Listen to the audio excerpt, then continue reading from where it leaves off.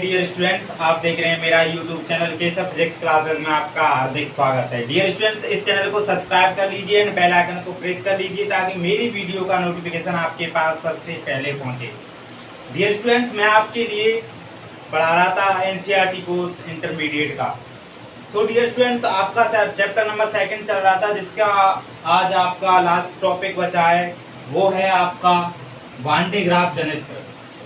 तो dear students, इसे पढ़ाने से पहले मैं आपसे कुछ कहूँगा कि मैंने आपको पहले ही बताया है कि यदि आप फिजिक्स में अच्छी परसेंटेज लाना चाहते हो, 95% प्लस लाना चाहते हो, तो आपको अच्छे तरीके से फिजिक्स को क्लियर करना होगा और इसके लिए आपको अच्छे तरीके से शेड्यूल बनाना होगा पढ़ने का। तो मैंने आपको बता दिया है कि फिजिक्स की प्रिपरेशन कैसे करें। मैंने आपको एक वीडियो बना के डाल दी थी कि फिजिक्स किस प्रकार से तैयार करें जिससे कि आप 95% प्लस मार्क्स इस फिजिक्स में ला सकें। तो उस वीडियो को जरूर देख लीजिए। और डियर स्टूडेंट्स, अब इसका जो चैप्टर नंबर 2 चल रहा था, इसका बस लास्ट टॉपिक बचा है, वो आपका वान डे ग्राफ जनित्र है। इसके बाद जो आएगा, इसके बाद की जो वीडियो आएगी वो आपकी न्यूमेरिकल्स की वीडियो होगी, जो एनसीईआरटी के न्यूमेरिकल्स हैं। कल से या नेक्स्ट वीडियो से आपकी जो तीसरा चैप्टर है इलेक्ट्रिसिटी वैद्युत, वो आपका शुरू हो जाएगा और इसके जो न्यूमेरिकल्स हैं वो आपको दे दिए जाएंगे एक वीडियो में, जिसके कारण कि आपके जो न्यूमेरिकल्स हैं वो भी आपके अच्छे तरीके से क्लियर हो जाएंगे। सो डियर स्टूडेंट्स, बस मैं आपसे यही कहना चाहूँगा कि आप अच्छे तरीके से फिजिक्स के कॉन्सेप्ट को क्लियर कीजिए। मैंने आपको फिजिक्स के कॉन्सेप्ट जो हैं वो क्लियर कराते जाता हूं और आप अच्छे तरीके से बस फिजिक्स के कॉन्सेप्ट को क्लियर करते जाइए। अब हम अपने टॉपिक की ओर चलते हैं। जो हमारा टॉपिक है वो है वान डे ग्राफ जनित्र। वान डे ग्राफ जनित्र क्या होता है, इसका सिद्धांत क्या है, इसकी कार्यविधि क्या है, इसकी रचना क्या है, किस प्रकार से ये कार्य करता है, ये हमारा वान डे ग्राफ जनित्र है। इसके बारे में हम आपको आज पढ़ाने जा रहे हैं। तो डियर स्टूडेंट्स, अच्छे से ये जो टॉपिक है वो बहुत मोस्ट टॉपिक है, इम्पोर्टेंट टॉपिक है। ये आपके बोर्ड के एग्जाम में पूछ लिया जाता है कि वान डे ग्राफ जनित्र का सचित्र वर्णन कीजिए, कार्य विधि वगैरह सब पूछ लिया जाता है। तो इसी प्रकार से आपको इस पर अच्छे तरीके से ध्यान देना है और अच्छे तरीके से इसे क्लियर करना है। तो वान डे ग्राफ जनित्र होता क्या है? वान डे ग्राफ जनित्र क्या है? वान डे ग्राफ जनित्र एक स्थिर वैद्युत मशीन होती है। क्या होती है? एक स्थिर वैद्युत मशीन होती है, जिसे सन 1931 में, कौन सी में? सन 1931 में किसने बनाई थी? जो वैज्ञानिक आर.जे. वान डे ग्राफ थे, उन्होंने सन 1931 में इस मशीन को बनाया था। इस मशीन की सहायता से हम क्या कर सकते हैं? उच्च विभव उत्पन्न किया जा सकता है। क्या कर सकते हैं? उच्च विभव उत्पन्न किया जा सकता है इस मशीन की सहायता से, जो 10 की पावर 6 कोटि का हो सकता है। किसका? 10 की पावर 6 कोटि का हो सकता है। तो डियर स्टूडेंट्स, ये एक स्थिर वैद्युत मशीन है जिसे 1931 में आर.जे. वान डे ग्राफ ने बनाया था और जो उच्च विभव उत्पन्न करने के लिए बनाया था। जो उच्च विभव होता है वो 10 की पावर 6 कोटि का हो सकता है।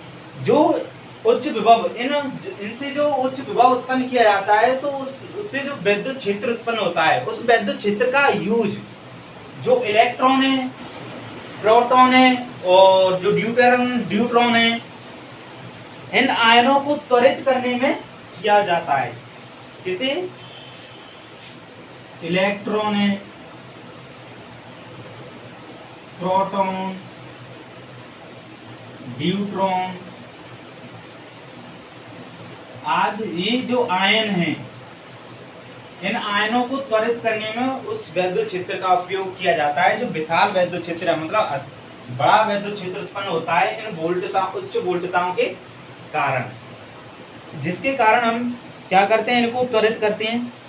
अब अत्यधिक ऊर्जा युक्त आवेशित कणों की आवश्यकता जो होती है, इनसे जो अत्यधिक उच्च ऊर्जा युक्त जो आवेशित कण हैं की आवश्यकता जो है वो लघु स्तरीय द्रव्य की संरचना परीक्षण के लिए किया जाता है। अब आपका आता है प्रिंसिपल, इसका सिद्धांत क्या होता है। वान डे ग्राफ का सिद्धांत क्या होता है। वान डे ग्राफ का सिद्धांत की क्रियाविधि दो नियमों पर आधारित है। किन पर आधारित है? दो नियमों पर आधारित है। अब पढ़ते हैं इसका सिद्धांत। सिद्धांत ये दो नियमों पर आधारित है। जो वान डे ग्राफ चरित्र है हमारा, ये दो नियमों पर आधारित है। इसका फर्स्ट नियम पहले हम कराते हैं, क्या है फर्स्ट नियम? ये है कि किसी आवेशित चालक से वायु में वैद्युत विसर्जन होता है। जो वायु में जो किसी आवेशित चालक है, उस आवेशित चालक से यदि हम वायु में जो वैद्युत विसर्जन होता है, क्या होता है? वैद्युत विसर्जन होता है, वो उसके नुकीले सिरों की प्राथमिकता से होता है।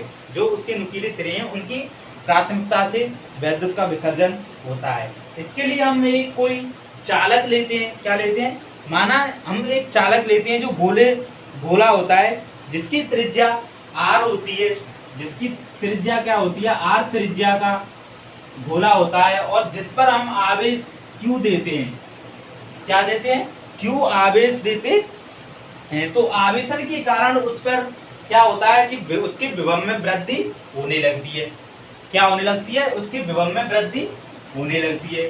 तो विभव में वृद्धि होगी तो विभव होगा हमारा 1/4 pi epsilon not Q upon R। क्या होगा? Q upon R। ये आपका विभव होगा। अब हम यहाँ से देखें तो हम आवेश निकालेंगे, तो हमारा आवेश क्या हो जाएगा? 4 pi epsilon not V into R। ये हमारा आवेश हो जाएगा। अब हम बात करें इसकी पृष्ठीय आवेश घनत्व सिग्मा की, तो सिग्मा इक्वल टू होता है Q अपॉन A। क्या होता है? सिग्मा इक्वल टू होता है Q अपॉन A। अब यहाँ आपको पता है Q आपका दिया है 4 पाई एप्सिलॉन नॉट VR, और आपका गोले का क्षेत्रफल होता है, क्या होता है? 4 पाई R स्क्वायर। गोले का क्षेत्रफल क्या होता है?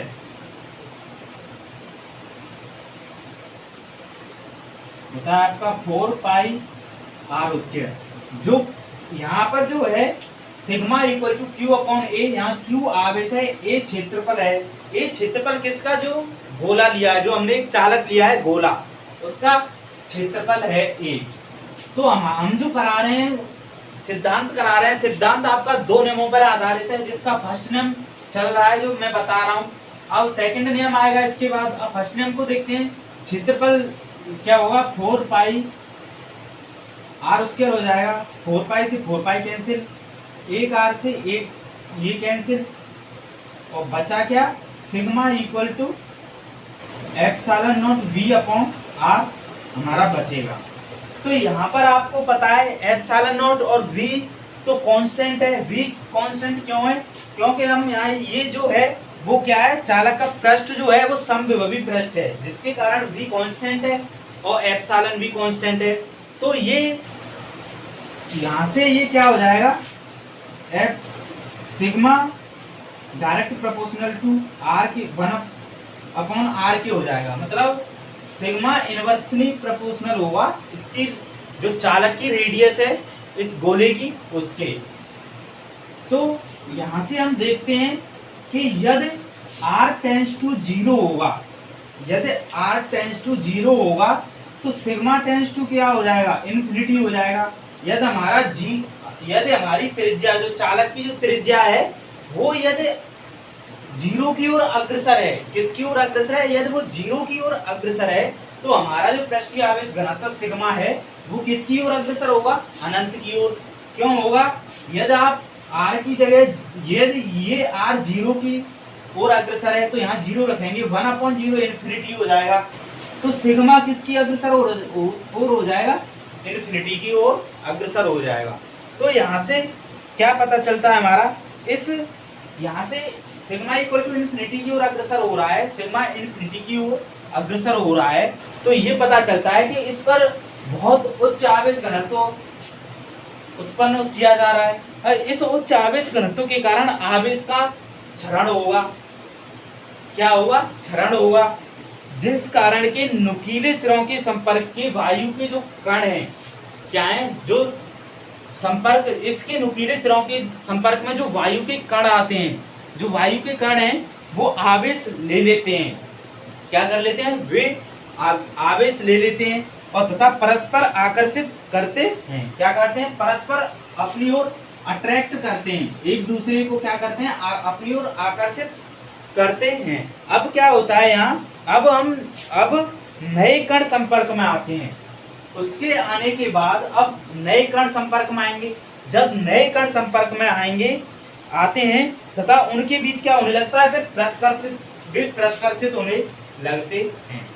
प्रतिकर्षित लगते हैं तो वे दूर हटते जाते हैं, क्योंकि जब कोई प्रतिकर्षित हो रहा है तो ये इधर की ओर जाएगा, ये उधर की जाएगा, मतलब वे एक दूसरे से बहुत दूर होते चले जाते हैं। वे एक दूसरे, उनके बीच की जो डिस्टेंस है, दूरी है, वो बढ़ती चली जाती है। वे एक दूसरे से बहुत अधिक दूरी पर होते चले जाते हैं।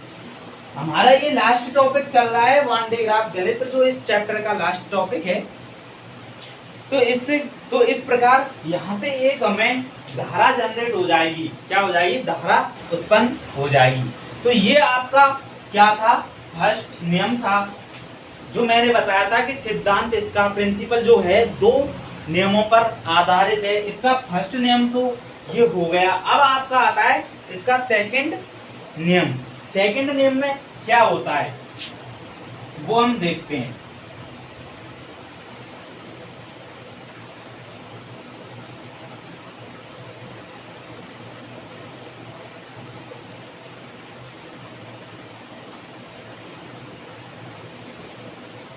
डियर फ्रेंड्स, चैनल को सब्सक्राइब जरूर कर लेना। अब हमारा आता है सेकंड नियम।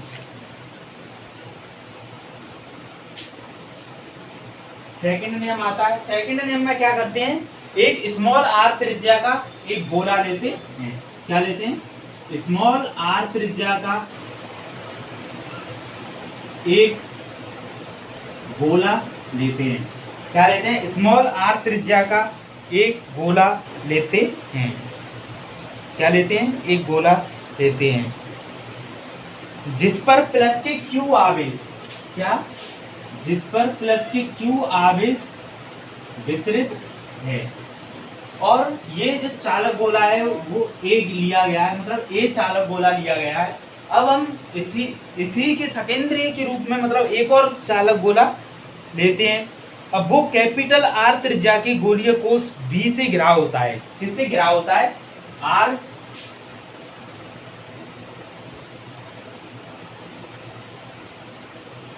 ये आर त्रिज्या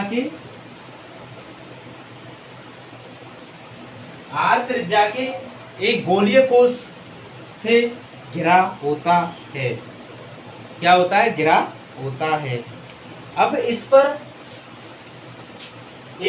पर क्या होता है कि जो प्लस के क्यू आवेश है एक समान रूप से वितरित होता है। प्लस के क्यू आवेश है, यहाँ पर जो प्लस आवेश है वो कैपिटल क्यू है, यहाँ पर जो आवेश है वो स्मॉल क्यू है। तो इस पर प्लस के क्यू आवेश है। अब हम क्या करते हैं? यहाँ से जो प्लस के क्यू आवेश दिया गया है उसे हम इसके केंद्र पर वितरित मान सकते हैं। किस पर वितरित मान सकते हैं? इसके केंद्र पर। गोले के जो पृष्ठ पर जो वितरित आवेश को हम इसके केंद्र पर मान सकते हैं। इस आवेश वितरण के कारण क्या, गोले ए का जो विभव है, हम इन पर गोले ए तथा गोले बी पर जो विभव है उनकी गणना करते हैं कि गोले ए, चालक गोले ए पर क्या विभव है, और जो गोलीय कोष जो बी है, यहाँ बी लेके चलो, ये जो गोलीय कोष बी है इस पर विभव क्या होगा। हम देखते हैं कि इस जो खुद का गोला है, ये चालक गोला जो ए है, इसके खुद के आवेश के कारण एक विभव होगा, वो वी ए डैश लेके चलो, वो क्या होगा 1/4πε0 क्यू अपॉन स्मॉल आर, ये होगा। अब आता है जो गोलीय कोष दिया गया है वो, अब उसके कारण आप इस पर विभव लगेगा, क्या लगेगा, उसके कारण भी विभव लगेगा। तो उसके कारण विभव क्या होगा, उसे वी ए डबल डैश लेके चलो, तो इस गोलीय कोष के कारण विभव होगा 1/4πε0 इस क्यू प्लस के क्यू आवेश है तो क्यू अपॉन इसकी रेडियस कैपिटल आर है, ये हो जाएगा। अब वी ए पर टोटल विभव क्या होगा, वी ए पर टोटल विभव होगा V A equal to V A dash plus V A double dash, तो वी इक्वल टू इसे हम जोड़ देंगे, यदि हम इसे ऐड करेंगे तो यहाँ से 1/4πε0 कॉमन आ जाएगा, तो यहाँ बचेगा क्या Q upon small r plus capital Q upon capital R। इसे हम इक्वेशन फर्स्ट दे देते हैं, क्या दे देते हैं, फर्स्ट दे देते हैं। अब ये तो हो गया चालक गोले ए की बात। अब आती है गोला बी, जो हमने क्या माना है, जो एक गोलीय कोष लिया गया है। अब बी पर विभव क्या होगा, बी पर विभव क्या होगा, तो गोलीय कोष के कारण बी पर विभव बी बी इक्वल टू, हम डायरेक्ट लिख देते हैं, बी बी इक्वल टू क्या होगा, जो गोलीय कोष ए है उसके कारण और जो बी है उसके कारण। तो अब इसके कारण तो क्या हो जाएगा, इसके खुद के कारण हो जाएगा बी बी इक्वल टू 1/4πε0, इसके खुद के कारण हो जाएगा Q upon capital R plus के, अब इस चालक गोले जो A है इसके कारण इस पर विभव क्या हो जाएगा 1/4πε0 स्मॉल q अपॉन रेडियस कितनी ली जाएगी कैपिटल R, यहाँ से 1/4πε0 कॉमन ले लिया जाएगा, 1/4πε0 कॉमन ले लो तो यहाँ बचेगा capital Q upon capital R plus Q upon capital R, ये हो जाएगा। अब ये आ गया आपका चालक गोले B के कारण विभव। अब हम क्या करते हैं, गोले A तथा B के बीच जो विभवांतर है, क्या है, गोले A तथा B के बीच हम विभवांतर निकालते हैं, क्या निकालते हैं, विभवांतर निकालते हैं।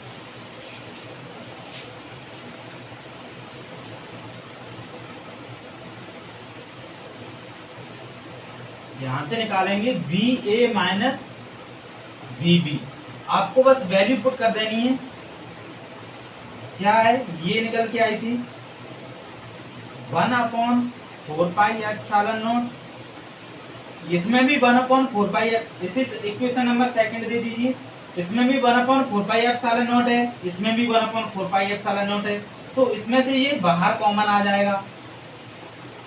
अब ठीक है, अब Q अपॉन R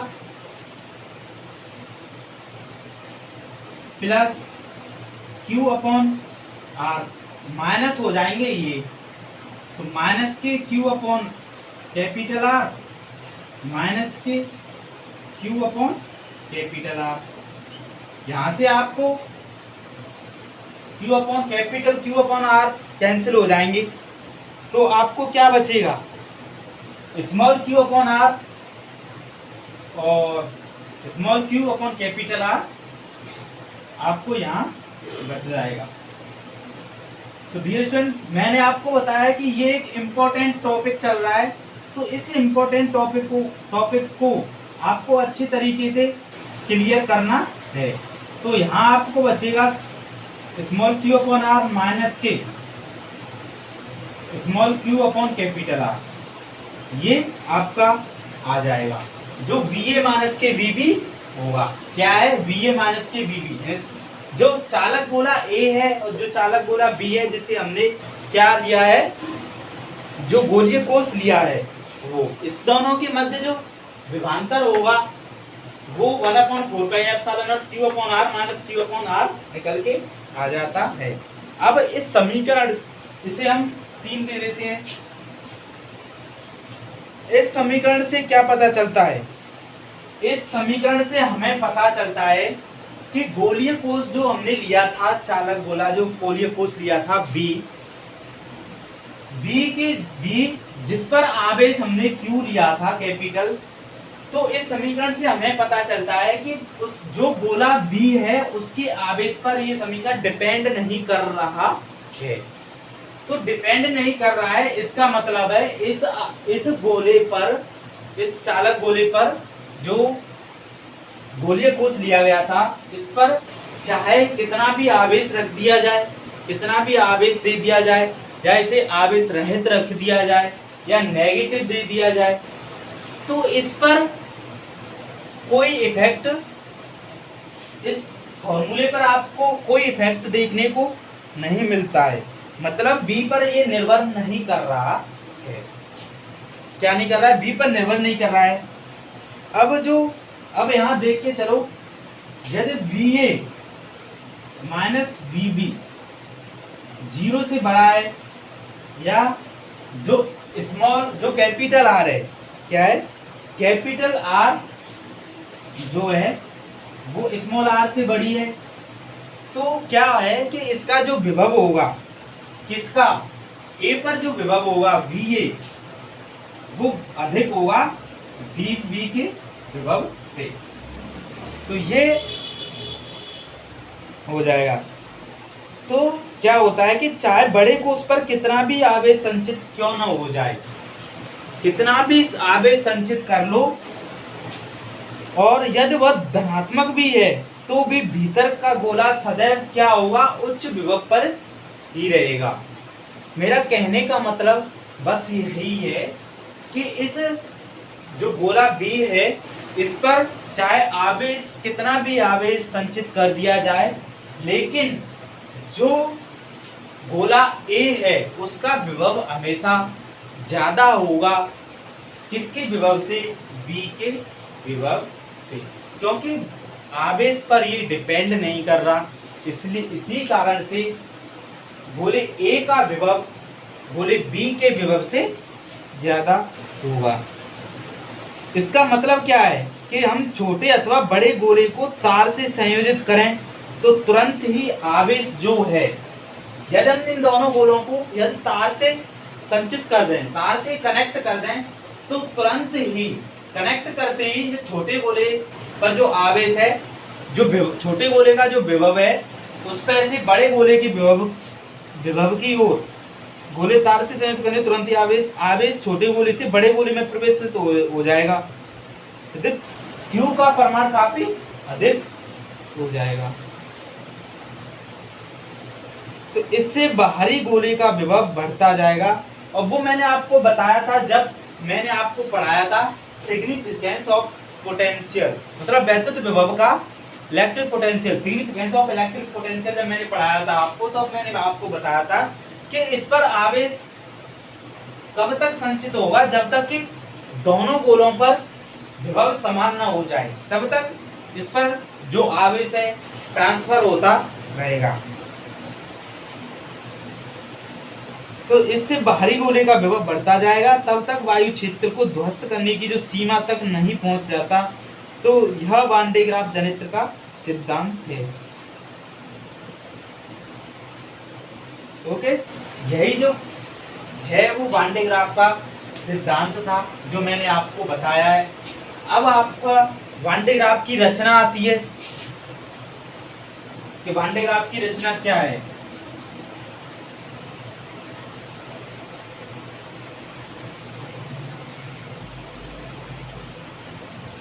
ये आपका जो सिद्धांत था वो कंप्लीट हो गया। अब आपकी आती है वान डे ग्राफ की रचना।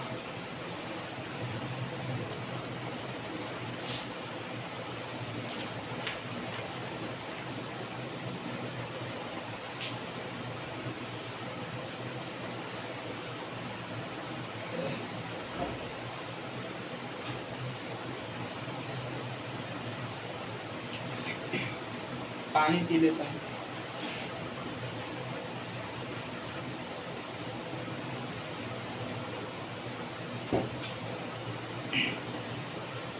डियर स्टूडेंट्स, यहाँ से आपके लिए डिफेंस के एग्जाम में भी क्वेश्चन पूछे जाते हैं, इसलिए इस टॉपिक को अच्छे तरीके से पढ़ना है।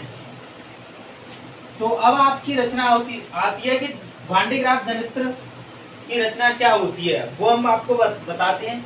इसमें एक चालक का एक गोला होता है जो दो वैद्युत रोधी स्टैंडों ए एवं बी पर लगा रहता है। ये जो चालक गोला दिया है आपको, ये वैद्युत रोधी स्टैंड ए और बी पर रखा होता है। क्या रखा होता है? और क्या होता है इसमें एक रबड़ या जो सिल्क है उसकी एक सिरेहीन बेल्ट होती है, जो ये दर्शाई गई है। क्या होती है? सिरेहीन बेल्ट होती है, जो एक विद्युत मोटर की सहायता से इस बेल्ट को चलाया जाता है। इसमें एक विद्युत मोटर लगी रहती है। इसमें एक कंगा C1 होता है, जो उच्च विभव की बैटरी से के धन टर्मिनल से लगा रहता है। जो उच्च विभव उत्पन्न होता है वो अधिक, मतलब 10 की पावर 4 वोल्ट का होता है। जो डीसी होती है, यहाँ से डीसी के जो धन टर्मिनल से लगा रहता है ये कंगा। और इसमें एक कंगा C2 दूसरा कंगा रहता है, जो इस चालक गोले की आंतरिक सतह से, आंतरिक पृष्ठ से कनेक्ट रहता है। क्या रहता है? कनेक्ट रहता है। अब हम ये आपका जो है ये पूरा टोटल इसकी रचना है। अब आपकी आती है इसकी कार्य विधि क्या होती है। इसकी क्रिया विधि को हम समझाते हैं आपको। बस 15 मिनट की वीडियो और रही है, 15-20 मिनट की। तो इसकी कार्य विधि, क्रिया विधि क्या है इसकी क्रिया विधि को अच्छे से समझिए। ये आपका बहुत इंपॉर्टेंट टॉपिक है। यहाँ से ये जो क्वेश्चन आएगा तो पूरा 5 मार्क्स का आएगा और बहुत इंपॉर्टेंट क्वेश्चन है, बहुत इंपॉर्टेंट टॉपिक है। यहाँ से डिफेंस के एग्जाम में एयरफोर्स, नेवी, एनडीए में भी क्वेश्चन पूछे जाते हैं। वो मैं आपको जब ये जो टॉपिक है वो फिनिश हो जाएगा तब बता दूंगा कि यहाँ से कैसे क्वेश्चन पूछे जाते हैं। तो आपकी जो क्रिया विधि है वो क्या है। यहाँ जब कंगे C1 को, इसमें जो कंगा C1 दिया है, अति उच्च विभव पर रखा जाता है। जब इस कंगे C1 को अति उच्च विभव पर रखा जाता है तो धनायन आ जाता है। इस पर क्या आ जाता है? धनायन, मतलब आयन उत्पन्न हो जाते हैं। इसके स्थान में आयन उत्पन्न करते हैं। धनायन व कंगे C1 के बीच प्रतिकर्षण के कारण, कंगे C1 के बीच प्रतिकर्षण के कारण ये जो धनायन हैं इस बेल्ट पर, जो बेल्ट चल रही है इस बेल्ट पर चले जाते हैं। ये बेल्ट एक विद्युत मोटर से कनेक्ट होती है, तो ये इस बेल्ट को एक विद्युत मोटर से चलाया जाता है। तो ये बेल्ट ऊपर जाती है, साथ साथ जब ये बेल्ट ऊपर चलती जाती है तो इस पर धनावेश होते हैं। धनावेश भी साथ साथ ऊपर चलते जाते हैं। और इस पर एक कंगा C2 लगा रहता है, जो इस बेल्ट को टच करता है, छूता है। जैसे ही ये धनावेश इस कंगे C2 के नजदीक आते हैं तो ये कंगा C2 इन धनावेश को अपनी ओर खींच लेता है और इस चालक गोले S के ऊपरी पृष्ठ पर वितरित कर देता है। ये प्रक्रिया चलती ही रहती है। तो धनावेश को जो कंगा C2 है वो एकत्रित करता है। यह धनावेश शीघ्र आपके S के बाहरी पृष्ठ पर स्थानांतरित हो जाता है। अब चूंकि बेल्ट घूमती रहती है, क्या है? वैद्युत मोटर से कनेक्ट है, तो आपकी जो बेल्ट है वो घूमेगी। अब ये बेल्ट है घूमती रहती है, यह धनावेश को ऊपर की ओर ले जाती है। धनावेश को क्या करती है? ऊपर की ओर ले जाती है। तो क्या होता है? इस प्रकार गोले S का बाहरी पृष्ठ निरंतर धनावेश प्राप्त करता है तथा इसका विभव अति उच्च हो जाता है। अब ये जो सिस्टम है वो जो वैद्युत मोटर से ये बेल्ट चलाई जा रही है, ये सिस्टम चलता रहता है, तो इस पर आवेश बढ़ता जाता है। यदि हम आवेश में वृद्धि करेंगे तो विभव में वृद्धि होती जाती है। क्यों? मैंने आपको पढ़ाया था Q is direct proportional to होता है V के। यदि इस पर आवेश एकत्रित संचित होता जाएगा तो इसका विभव बढ़ता जाएगा और इसका विभव बहुत अधिक हो जाता है। ये प्रोसेस होती रहती है। अब क्या कहते हैं, जब गोला S का विभव बहुत अधिक हो जाता है तो इसकी जो वैद्युत जो वायु की जो निकटवर्ती वायु है उसकी परावैद्युत जो तीव्रता है, क्या है, जो परावैद्युत तीव्रता है वो टूट जाती है। क्या हो जाती है? परावैद्युत तीव्रता टूट जाती है और आवेश का निकटवर्ती वायु में क्षरण हो जाता है। क्या हो जाता है? आवेश का निकटवर्ती वायु में क्षरण हो जाता है और जो क्षरण हुआ है उसकी आपको मतलब जो क्षरण हो रहा है आवेश का जो क्षरण होता है उसकी दर, आवेश के क्षरण होने की दर आवेश उस पर चालक पर उपस्थित आवेश की दर के बराबर होती है। मतलब क्या हुआ, वो परावैद्युता टूट जाने के बाद क्या होता है कि आवेश का निकटवर्ती वायु में क्षरण हो जाता है। अब अधिकतम विभव की स्थिति में आवेश के क्षरण होने की दर गोले पर स्थानांतरित आवेश की दर के बराबर हो जाती है।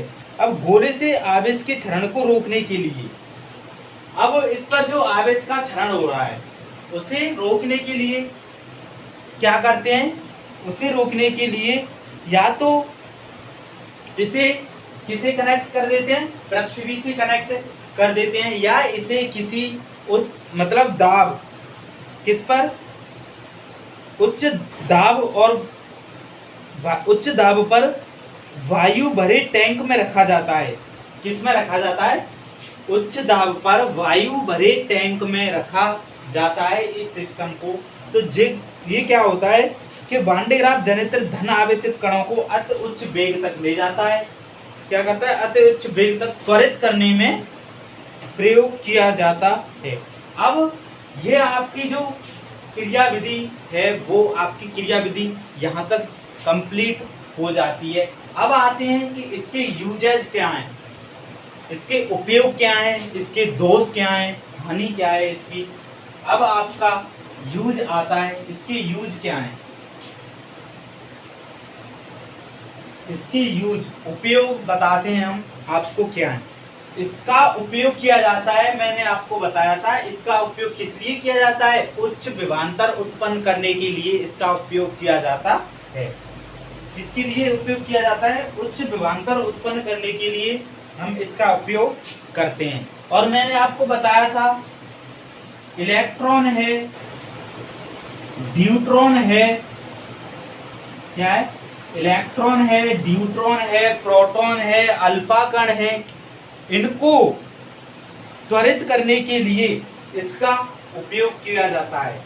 इनको अल्फा कण है, न्यूट्रॉन है, इलेक्ट्रॉन है, प्रोटॉन है, इनको त्वरित करने के लिए इसका उपयोग किया जाता है।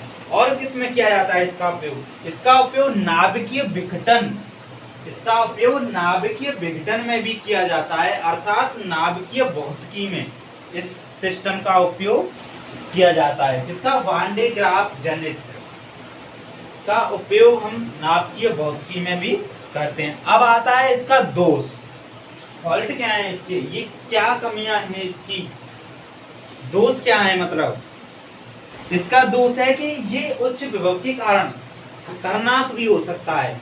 क्या हो सकता है? ये आपको पता है, इसका यूज हम उच्च वोल्टता के लिए करते हैं, उच्च विभव उत्पन्न करने के लिए करते हैं।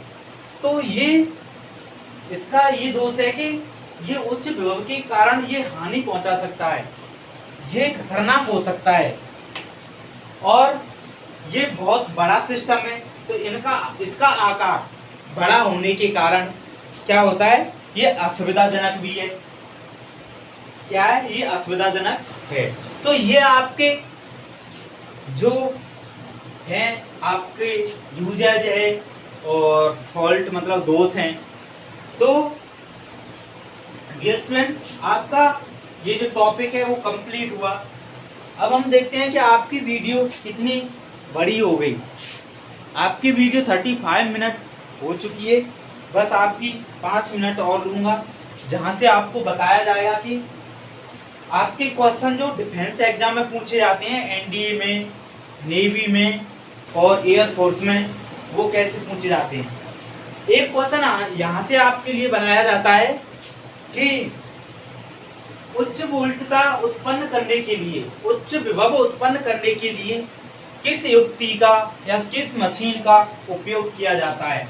आपको ऑप्शन दे दिए जाएंगे, वैद्युत जनित्र, वांडेग्राफ जनित्र और जो है ट्रांसफार्मर वगैरह, कुछ भी ऑप्शन दे देगा और इनमें से एक ऑप्शन दे दिया जाएगा आपको वांडेग्राफ जनित्र। तो हमें पता है कि वांडेग्राफ जनित्र का उपयोग ही उच्च वोल्टता उत्पन्न करने के लिए किया जाता है। तो आपको उस पर टिक कर देना है। तो यहाँ से एक क्वेश्चन अच्छा यहीं से यही बनता है। और एक और क्वेश्चन आता है आपके लिए, जो आपको दे दिया जाएगा कि ड्यूट्रॉन है, ड्यूट्रॉन को त्वरित करने के लिए किसका उपयोग किया जाता है। तो आपको इसका भी यूजेज हम ड्यूट्रॉन को त्वरित करने में करते हैं। तो यहाँ से भी एक क्वेश्चन आपके लिए जनरेट होता है। तो यहाँ से ऐसे ही कुछ क्वेश्चंस देखने को मिलते हैं डिफेंस एग्जाम में। तो डियर स्टूडेंट्स, यदि आपको 95% प्लस मार्क्स फिजिक्स में लेकर आना चाहते हो, तो आपको ओबी से लिए कि आपको मेहनत तो करनी होगी और कॉन्सेप्ट वाइज फिजिक्स को पढ़ना होगा। जहाँ तक कि अब आपकी जो सेकंड चैप्टर है, फर्स्ट सेकंड चैप्टर फिनिश हो गया, अब आपका नेक्स्ट चैप्टर आएगा इलेक्ट्रिसिटी, जो वैद्युत है। आपको बस मैं जो पढ़ा रहा हूँ वो पढ़ते जाना है और इसकी जो एक वीडियो बचेगी वो न्यूमेरिकल्स की बचेगी, वो मैं किसी दिन आपके लिए न्यूमेरिकल्स भी करा दूंगा। और अगली जो वीडियो आने वाली है वो वीडियो आपकी इलेक्ट्रिसिटी से होगी, जो चैप्टर नंबर 3 है आपका वैद्युत है, वहाँ से आपका चैप्टर नंबर 3 स्टार्ट हो जाएगा। तो डियर स्टूडेंट्स, आप चिंता मत कीजिए, आपका कोर्स एग्जाम तक फिनिश हो जाएगा। और यदि आप मेरे यूट्यूब चैनल को फॉलो कर रहे होंगे तो आपको 95% प्लस भी देखने को मिल जाएंगे इस चैनल से। और आपको जब एग्जाम हॉल में बैठोगे तो आपको पता चल जाएगा कि सभी जो क्वेश्चन हैं इस यूट्यूब चैनल से आए हैं। आपको कोई प्रॉब्लम्स भी नहीं आएगी एग्जाम में, एग्जाम हॉल में एग्जाम देते समय। हमें पता है कि जब हम एग्जाम हॉल में बैठते हैं तो आपके माइंड पर एक प्रेशर जनरेट हो जाता है। उस प्रेशर के कारण हम सब कुछ भूल जाते हैं। यदि हम पर एक क्वेश्चन भी नहीं आ रहा है तो वो जो एक क्वेश्चन नहीं आता है वो क्वेश्चन हमारे माइंड को खराब कर देता है और उस पर प्रेशर हमारे माइंड पर बहुत हो जाता है। प्रेशर बढ़ने के कारण हम आए हुए क्वेश्चनों को भी भूल जाते हैं। तो ऐसा आपके साथ ऐसा नहीं होगा यदि आप इस YouTube चैनल से तैयारी करोगे तो, क्योंकि इस YouTube चैनल से अगर आप तैयारी करते हो तो सभी क्वेश्चन जो आपके एग्जाम में आएंगे वो आपको देखने को मिल जाएंगे, जिसके कारण आपके माइंड पर प्रेशर जनरेट नहीं होगा और आप अच्छे तरीके से क्वेश्चन पेपर को करके आएंगे और आपका रिजल्ट भी अच्छा आएगा। इसलिए इस YouTube चैनल को सब्सक्राइब कर लीजिए, लाइक कमेंट एंड शेयर करना तो बिल्कुल ना भूलिए, क्योंकि आपके साथ साथ और स्टूडेंट्स को फायदा मिले। इसकी वजह से आप मेरे YouTube चैनल को इतना शेयर कीजिए कि जहां तक ये वीडियो सभी जगह फैल जाए, जहां तक कि इस YouTube चैनल का फायदा सभी स्टूडेंट्स ले पाएं। और डियर स्टूडेंट्स, नेक्स्ट ईयर से इस YouTube चैनल पर आपको डिफेंस के प्रैक्टिस सेट अवेलेबल हो जाएंगे, जिससे आपको और भी बेनिफिट मिल जाएगा। जो प्रैक्टिस सेट आपको अवेलेबल होंगे उस डिफेंस का कोई भी एग्जाम आप क्वालिफाई कर सकोगे उन प्रैक्टिस सेटों से। तो बस मैं आपसे बस यही कामना करता हूं कि आप इस चैनल को सब्सक्राइब कर लीजिए एंड बेल आइकन को प्रेस कर लीजिए ताकि मेरी वीडियो का नोटिफिकेशन आपके पास सबसे पहले पहुंचे। Thank you all my dear students. आपका चैप्टर फिनिश, आपके न्यूमेरिकल्स बचे हैं, वो आपको अगली वीडियो में दे दिए जाएंगे। तो thank you all my dear.